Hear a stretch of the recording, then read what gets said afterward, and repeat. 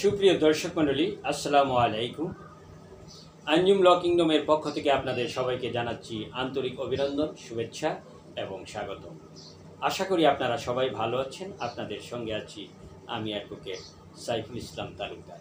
দর্শক মণ্ডলী, আমার এই চ্যানেলটি সম্পূর্ণ শিক্ষা বিষয়ক একটি চ্যানেল। আমার এই চ্যানেল থেকে আমি নিয়মিত আইন বিষয়ক কিছু আলোচনা করে থাকি। আমার এই আলোচনা যদি আপনাদের সামান্যতম উপকারে আসে তাহলে সেটাই হবে আমার পরম পাওয়া, চরম সার্থকতা। দর্শক মণ্ডলী, আজকে আমি একটি বিষয় নিয়ে আপনাদের কাছে হাজির হয়েছি। বিষয়টি হচ্ছে, যদি কোনো ব্যক্তি আপনাকে কোনো হুমকি প্রদান করে তাহলে আপনি কী করবেন।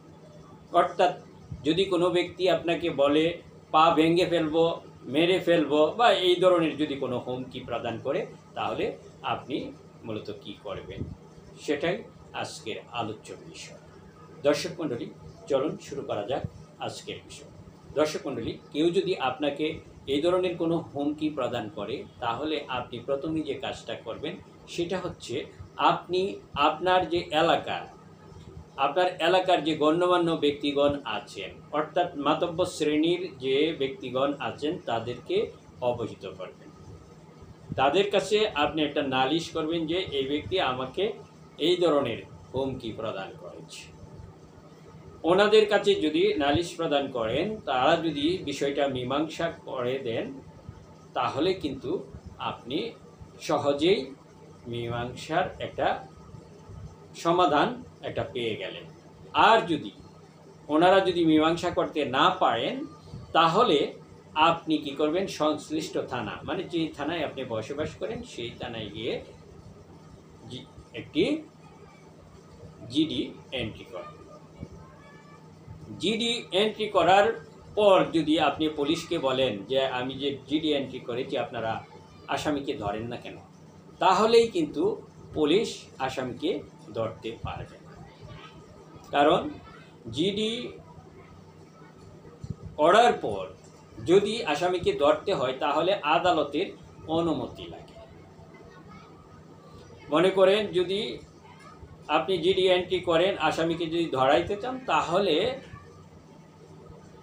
থানা কর্তৃপক্ষ একটি তদন্ত প্রতিবেদন সংশ্লিষ্ট কোর্টে সাবমিট করবেন এবং এটার জন্য একটা অনুমতি প্রার্থনা করবেন, মানে অনুমোদন চাইবে। তাহলে মানে সেটাকে বলা হয় যে নন প্রসিকিউশন, মানে নন এফআইআর মামলা বলা হয় আর কি। তাহলে যখন এই জিডির জন্য মানে অনুমতি চাইবে তাহলে সংশ্লিষ্ট আদালত এটা অনুমতি প্রদান করবে। অনুমতি প্রদান করার পর থানা কর্তৃপক্ষ আবার এটাকে তদন্ত করবে। প্রয়োজনে 3 জন সাক্ষীর মাধ্যমে এটা সাক্ষী নেবে এবং আরেকটা তদন্ত প্রতিবেদন করবে। সুন্দরভাবে একটা তদন্ত প্রতিবেদন করে আবার কোর্টে এটা পাঠাবে। কোর্টে পাঠানোর পরে ম্যাজিস্ট্রেট উভয়কে একটি নোটিশ প্রদান করবে, উভয়ের কাছেই নোটিশ প্রদান করবে যে জিডি করেছে তাকে এবং যার বিরুদ্ধে জিডি করা হয়েছে তাকে একটি নোটিশ প্রদান করবে। নোটিশ প্রদান করার পর যদি যে ব্যক্তি নামে জিডি করেছে সেই ব্যক্তি যদি উপস্থিত হয়, মানে উভয়ের উপস্থিতিতে যদি আইনজীবীর মাধ্যমে দেখা যায় যে সারেন্ডার করে, তাহলে আত্মপক্ষ সমর্থন করলে এখানে একটা যে সাক্ষ্য প্রমাণের ভিত্তিতে যদি সম্ভব হয় মীমাংসা করে দিবে। আর যদি দেখা যায় যে না, সে যথেষ্ট দোষ করেছে তাহলে তাকে শাস্তি পেতে হবে। আরেকটা বিষয় যে বলে রাখি, যদি যার বিরুদ্ধে জিডি এন্ট্রি করা হয়েছে সে যদি স্বেচ্ছায় উপস্থিত না হয় তাহলে কিন্তু পরবর্তী তারিখে আদালত তার নামে ওয়ারেন্ট ইস্যু করবে। আর ওয়ারেন্ট ইস্যু করলে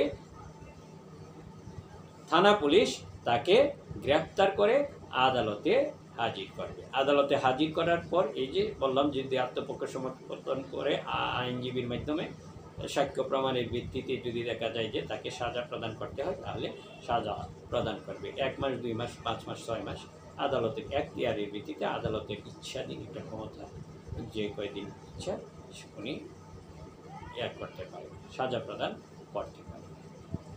তো আশা করি আপনারা বিষয়টা বুঝতে পেরেছেন। যদি কেউ আপনাকে কোনো হুমকি প্রদান করে তাহলে কি করতে হবে।